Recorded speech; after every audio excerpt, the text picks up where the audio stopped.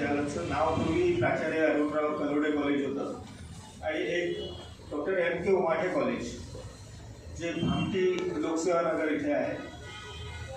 आमचे संस्थापक मोतीरामजी उपाध्याय अण्णासाहेब उमाटे यांना त्यांच्या जन्माला 100 वर्ष पूर्ण झालेले आहे. त्यानिमित्त आम्ही यावर्षीपासून एक वैचारिक बैठक निर्माण व्हावी अशीच एक चर्चासत्र आयोजित करतो आहे.